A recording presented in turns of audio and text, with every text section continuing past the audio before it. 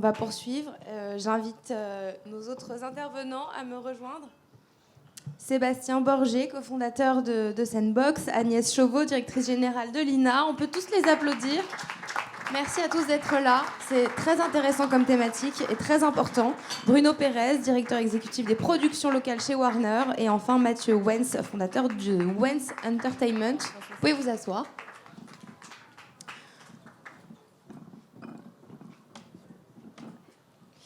Je vous laisse vous passer vos micros.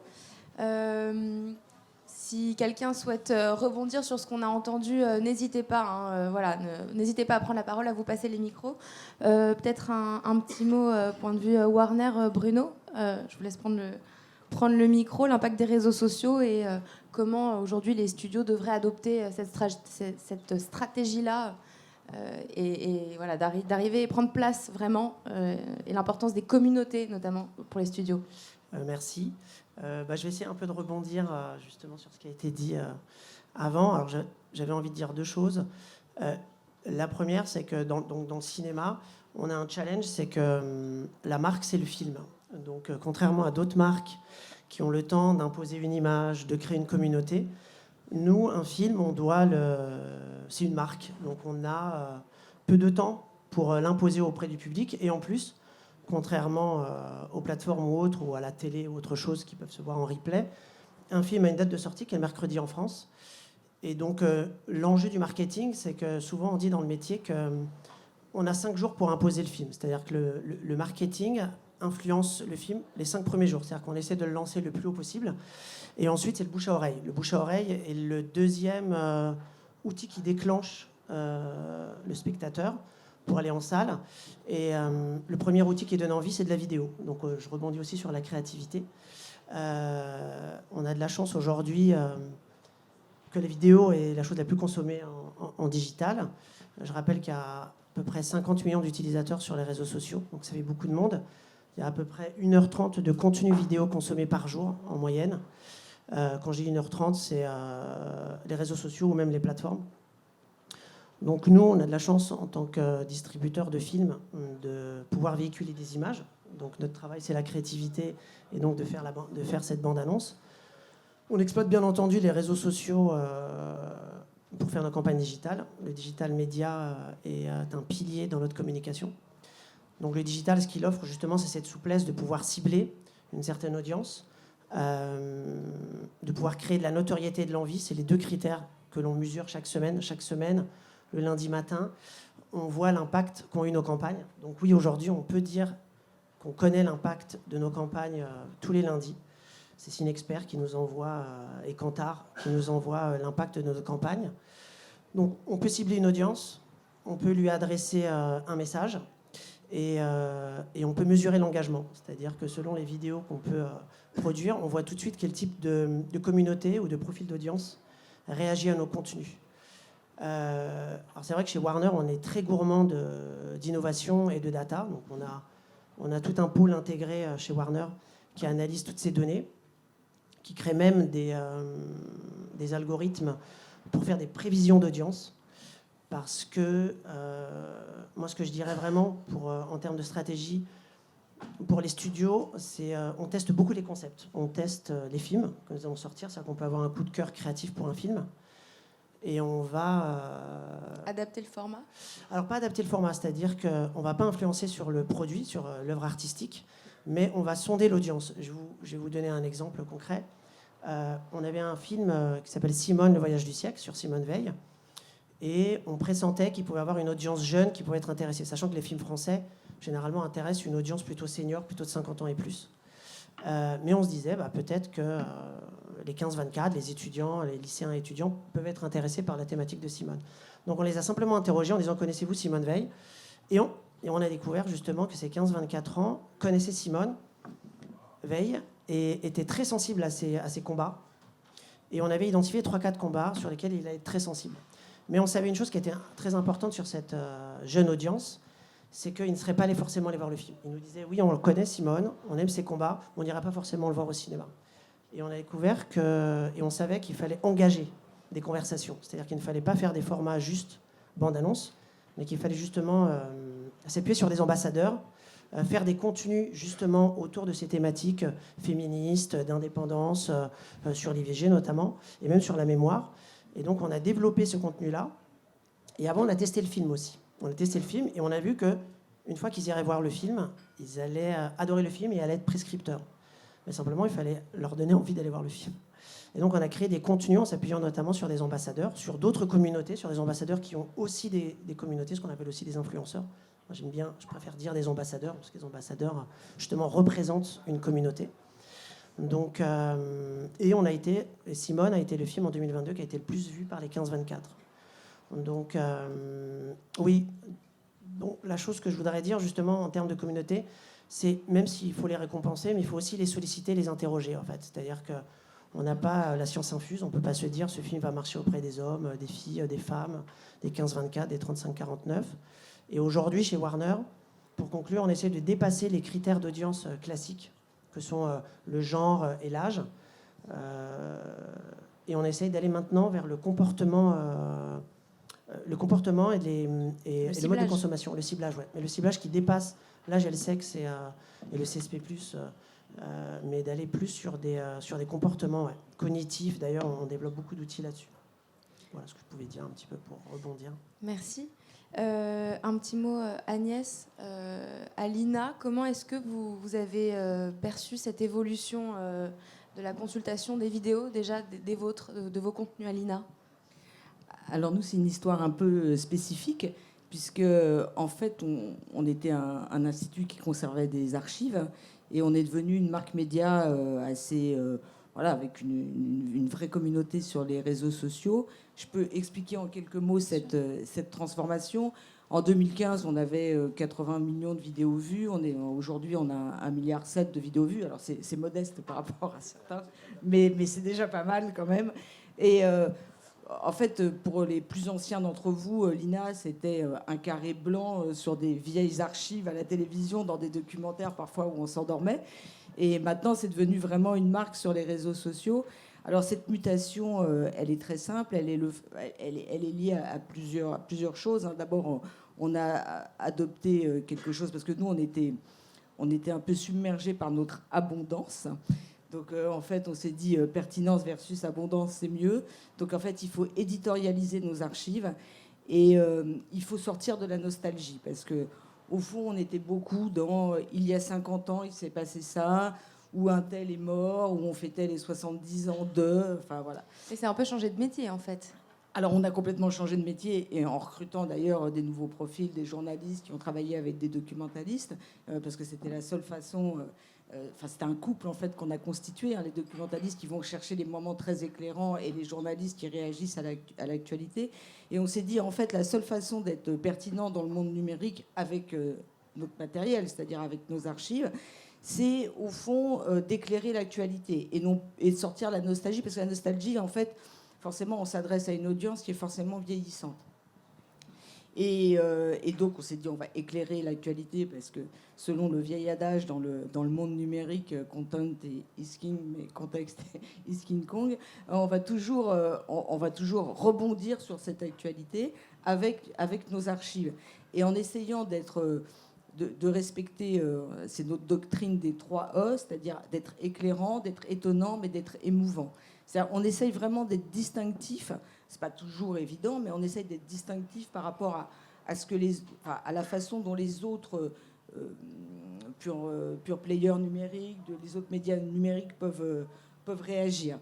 Et au fond, on s'est transformé aussi, parce qu'on a adopté avec nos archives les codes des réseaux sociaux. On a été sur là où sont les usages, et on a profondément modifié nos audiences. Par exemple, sur Instagram, 60% de nos audiences sur Instagram, c'est 18-34, pardon. Sur TikTok, c'est 70%. Et je crois que sur YouTube, c'est 40%. Donc on a une audience jeune, on a une audience plus féminine aussi. Et ça, c'est vraiment l'essentiel de la mutation. Je vais rebondir sur Simone Veil. Quand le film Simone Veil est sorti, en fait, on a fait une vidéo sur TikTok et Instagram, mais qui a très bien marché sur TikTok, 9/16e, on a splitté l'écran, il y avait le film, enfin des images du film en haut, et en bas, il y avait les images d'actualité réelles. Et en fait, cette vidéo sur TikTok, c'était pas évident, Simone Veil, hein, quand même. Enfin, le film. Et sur TikTok, on a eu une audience de dingue avec cette vidéo qui a vraiment, qui a été très virale. Et auprès d'un public très jeune, quoi. Comme quoi, et les archives de l'INA, et c'est vrai que parfois, on éclaire beaucoup sur des débats de société dans les années 60, dans les années 70, et on touche un public très jeune, et il est faux de dire que les jeunes ne s'intéressent pas ni à l'histoire ni à la mémoire. Mais ce qui les séduit pour les faire basculer, c'est la réaction à l'actualité. C'est la réaction à l'actualité, et c'est la façon dont on les éditorialise, et c'est le fait aussi qu'on produit beaucoup de contenu frais. Par exemple, on prend un micro-trottoir des années 70 et on va poser exactement les mêmes questions. On retrouve des gens aussi dans les archives qui ont témoigné dans les années 80, 90, et on va les réinterviewer. Et notre audience interagit parce que souvent on poste des vidéos et puis là on a des commentaires en disant mais c'est mon grand-père, mais c'est ma tante, mais voilà son 06, venez l'interviewer. Et c'est comme ça qu'on a refait beaucoup de contenu frais. Et c'est vrai qu'on a une audience qui est très réactive, très active.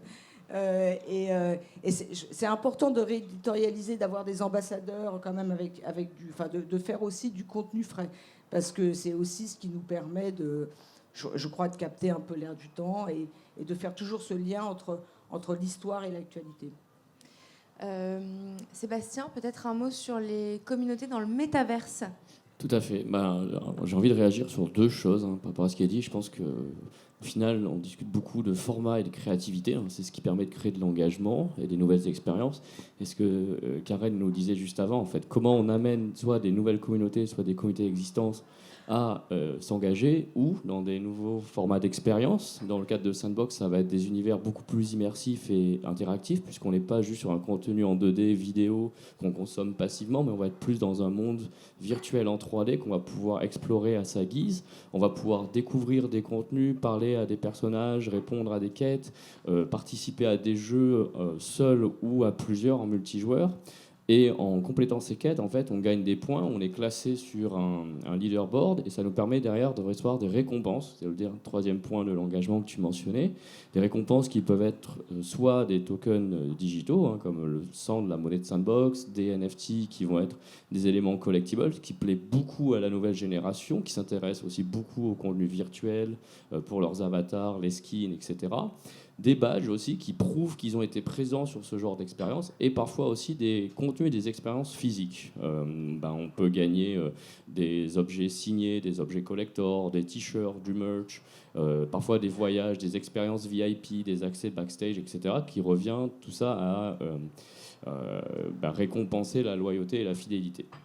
Et sur Sandbox, en fait, on peut distinguer un peu deux catégories de contenus qui vont toucher aux films, aux séries télé. D'un côté, les contenus qui sont déjà assez populaires, mais qui n'ont pas une actualité immédiate. Je pense à Hellboy, je pense quand Lionsgate a lancé une expérience, quand Le Petit Prince a lancé une expérience dans Sandbox, quand Attorney Woo, qui est une série drama coréenne, la numéro 1 sur Netflix là-bas. Elles ont déjà des communautés de fans existantes, elles n'ont pas une actualité particulière, la saison est finie, la série est finie, et donc sur Sandbox, on va venir soit redécouvrir l'univers de manière générale, ou découvrir des sites, des quêtes transversales, des histoires additionnelles ou nouvelles, et parfois même se les inventer nous-mêmes. Donc ça, c'est une des forces du métaverse. On va pouvoir, et surtout une plateforme comme Sandbox qui permet à quiconque de devenir un créateur avec une barrière à l'entrée qui est très faible. On n'a pas besoin de savoir programmer un jeu vidéo pour commencer à créer ses propres contenus et histoires. Donc on va encourager la fanfiction, on va encourager le développement de contenus additionnels faits par les utilisateurs, et on va les récompenser, ces expériences, ces jeux, dans un top 10, et ce top 10 va être hébergé directement sur le terrain virtuel de la marque, de la série, du film, de manière officielle. Donc il y a vraiment une valorisation. La deuxième chose qu'on fait, c'est on offre à quiconque la possibilité de devenir le héros de son film ou de sa série préférée. Donc on peut obtenir un avatar qui est unique. Donc on a son identité virtuelle inspirée par justement un personnage de Hellboy, des personnages de séries animées, mangas, films et jeux vidéo. Et personne ne ressemble à nous. Donc, et après, on utilise ça pour explorer. Ça contribue non seulement à renforcer cette notion de je suis fan, je me crée des nouvelles aventures, je deviens le héros virtuel de mes aventures, mais aussi je fais la promotion de cette série, parce que quand je continue à utiliser cette identité, et je vais explorer des expériences. La deuxième partie, et ça c'est un peu plus nouveau comme format, et le métaverse reste très expérimental, c'est les nouveaux lancements de films qui cherchent aussi à engager, à créer du contenu, à faire un peu le buzz dans cette période ce laps de temps très court.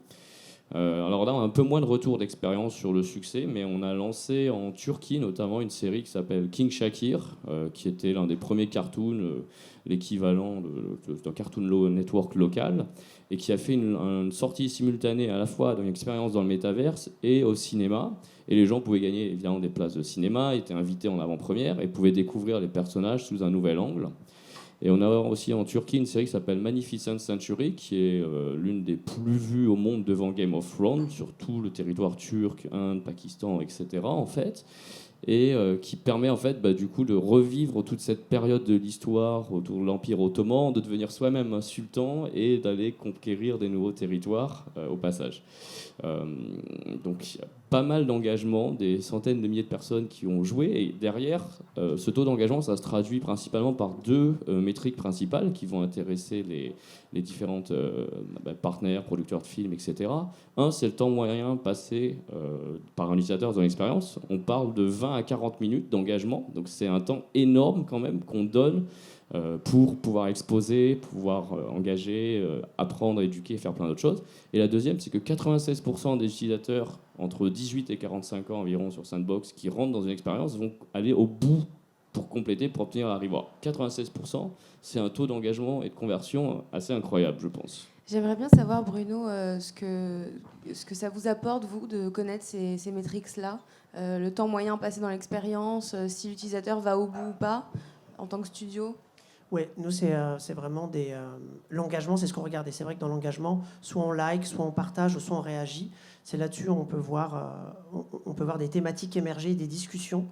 Quand on revenait par rapport à Simone, ou ce qui est assez stimulant auprès des communautés, c'est qu'on peut les stimuler. On avait essayé de les stimuler notamment sur TikTok en envoyant des sujets. Et en fait, c'est un trend qui s'est lancé par lui-même. C'est-à-dire ce qui est super assez excitant, c'est que justement, on ne peut pas anticiper ce qui va se passer. On essaye un peu de stimuler, on essaye un peu de faire rencontrer les communautés, qu'elles discutent, et après elles se rapproprient elles-mêmes, comme le phénomène du consentement, qui à mon avis aurait pu être peut-être prévu ou prédit, de se dire qu'il allait avoir quelque chose, mais de savoir comment ça va se manifester, on ne sait pas. Et par rapport à la mesure de l'engagement, oui. C'est-à-dire que c'est génial aujourd'hui, quand on a une franchise, de pouvoir créer un univers pour que les fans, on le fait beaucoup avec des franchises, et ça c'est plus mes camarades de la franchise, et des films US avec des films comme Harry Potter, de pouvoir, ou les fans de Batman ou Superman, entre chaque film ou entre chaque série, que le fan puisse encore explorer des nouveaux univers et prolonger son expérience en fait, de fan, et comme ça la connexion reste. Et justement, on récupère, quand je dis tester, c'est qu'on récupère ces informations-là pour voir comment la communauté, ce qui la stimule, ce qui l'intéresse, pour justement continuer à l'abreuver de ce type de contenu. En fait, c'est juste s'adapter et écouter et être connecté aux communautés, quoi.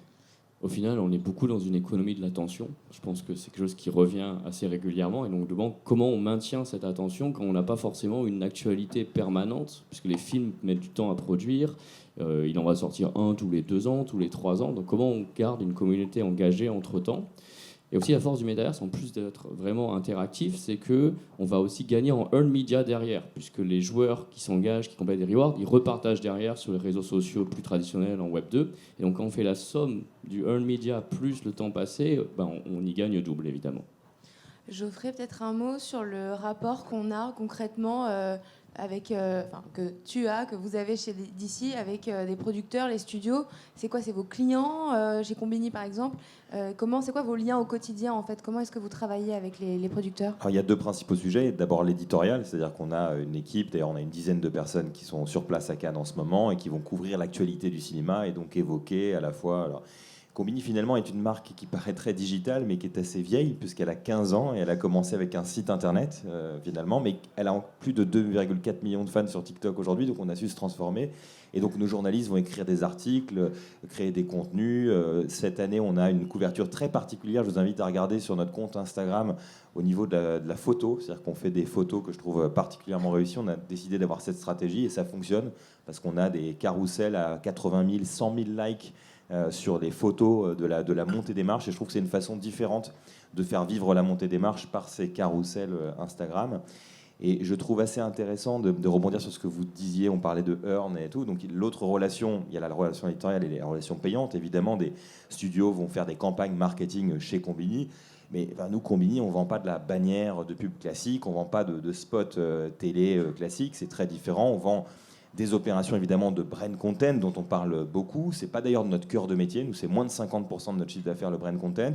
On a une agence intégré qui est le Combini Studio, qui est une agence de pub. B2B. Voilà, qui va travailler par exemple avec une marque comme Soch depuis 10 ans. Le slogan « Je suis passé chez Soch », j'ai bien réussi à le dire, c'est Combini qui l'a inventé il y a 10 ans, et c'est même, je crois, la 11e année avec laquelle on travaille pour Soch. Et par exemple, ce Combini Studio est capable d'accompagner des studios parfois un peu moins équipés que les grands studios qui ont des ressources internes pour produire des éléments liés au film. Pourquoi ? Parce que c'est dans la création de contenu qu'on va créer des engagements auprès de la communauté. Et on le voit avec le film Barbie, avec Lego, avec LVMH qui lance son studio 22 Montaigne. Aujourd'hui, vous pouvez dépenser 100 millions d'euros sur des plateformes. Vous allez générer une audience de X. Si vous mettez 100 millions d'euros dans du contenu, vous allez générer une audience bien supérieure. Pensez au défilé Vuitton sur le Pont Neuf qui a coûté, je crois, LVMH très cher, mais il est retombé, c'est plus d'1 milliard de vues. Donc je pense que la création de contenu et la participation à des sujets qui engagent les communautés sont parfois beaucoup plus forts et beaucoup moins onéreux que du simple paid classique. Parce que quand vous faites du paid, vous êtes en concurrence avec énormément d'acteurs. Et puis il y a toutes ces stratégies. Il faut savoir que les plateformes, leur sujet, c'est de gagner de l'argent par ces biais-là. Donc il y a une compétition particulière entre différents acteurs, entre différents mots-clés. Tout est en train de se transformer.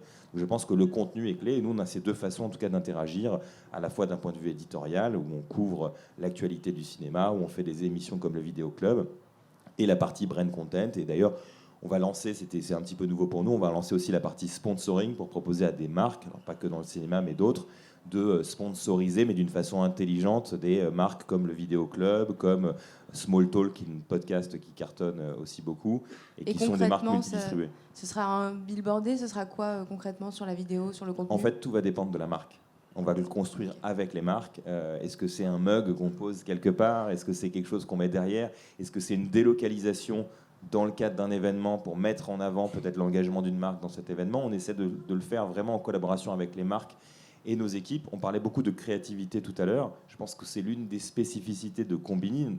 Bon, je vous ai parlé de cette agence intégrée qu'est le Combini Studio. Mais nous, quand on fait du brand content, en fait, il y a toujours c'est pas que des commerciaux qui vont vendre des OP de brand content et un catalogue commercial. En fait, ça passe toujours par des créatifs.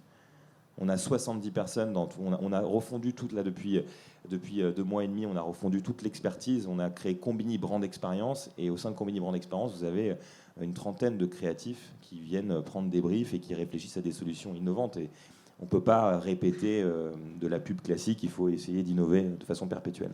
Et tout ça s'ajoute à quand même... pour moi, Combini, c'est précurseur dans la promotion, les acteurs qui viennent faire leur promo historiquement. Et maintenant, on voit que en fait, ça s'est diversifié jusqu'à la couverture du Festival de Cannes par vos journalistes.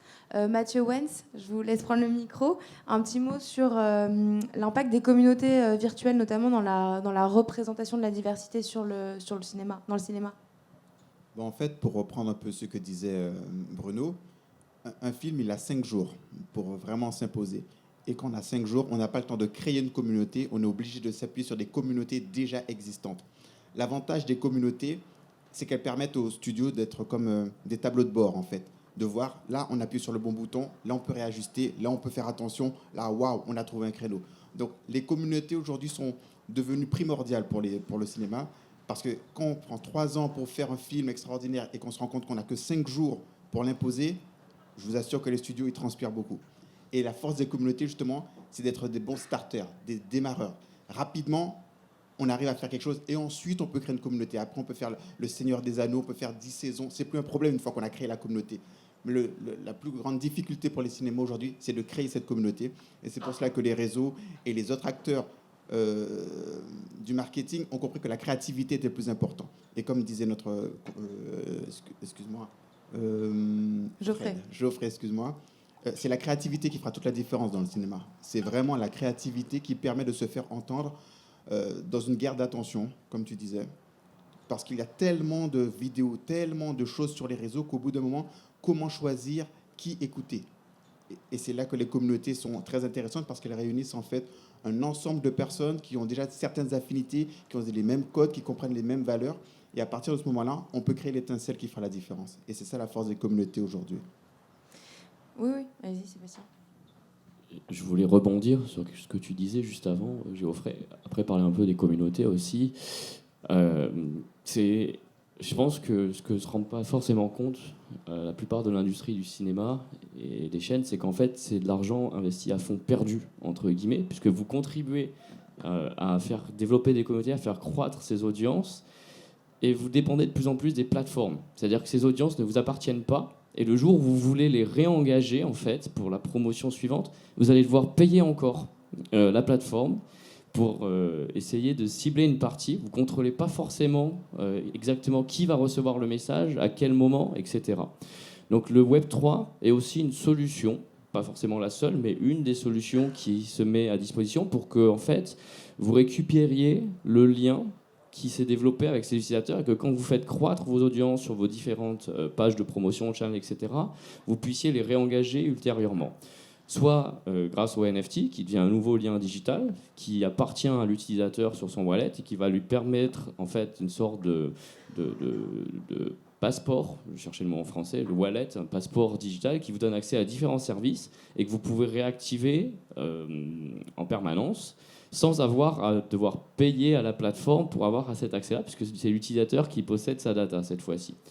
Et en fait, je pense qu'au fur et à mesure, on peut aussi se rendre compte, dans le temps, cette dépendance aux plateformes, c'est un peu l'un des sujets qui revient chaque année. Comment on lutte face à la croissance des GAFA? Comment on peut exister sans avoir à dépenser des millions de dollars dans des périodes très courtes de temps ou uniquement sur les influenceurs qui eux-mêmes, les influenceurs, les ambassadeurs, qui eux-mêmes dépendent, ne possèdent pas leur propre audience et dépendent encore des plateformes. Donc ça peut être un assez long sujet. Je pense que Karen a pas mal à dire aussi là-dessus. C'est un peu l'experte.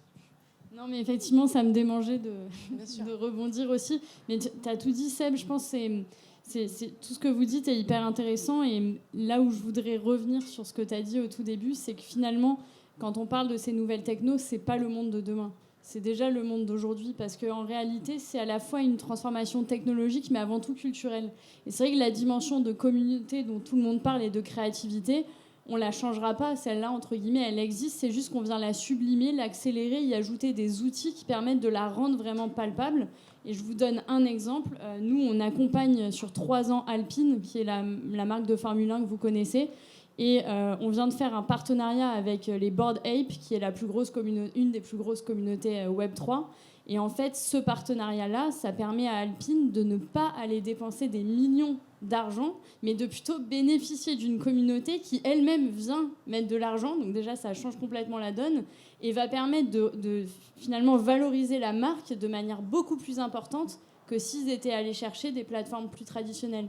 Et finalement, c'est vraiment la communauté qui devient la plateforme, qui devient le média, le médium pour une marque, qui va pouvoir construire autour, s'appuyer autour. Et ça n'est qu'un petit bout.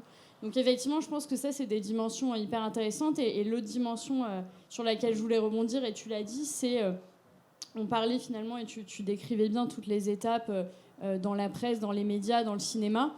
En fait, aujourd'hui, on arrive dans une étape d'ownership aussi, vraiment de cette notion de propriété digitale qui n'existait pas avant. Et c'est cette notion qui est indispensable et pour tous les acteurs de la chaîne de valeur, y compris les utilisateurs, les consommateurs, en fait. Et ça, c'est vrai que parfois, on a tendance à l'oublier parce qu'on a un peu un écran de fumée avec toutes les techs et on pense qu'il y a de la spéculation, il y a de l'automatisation, qu'il y a du bon, du pas bon. Mais au-delà de ça, la notion d'ownership et pour une communauté, être propriétaire d'assets, En fait, ça change tout dans l'engagement et ça change tout dans la monétisation.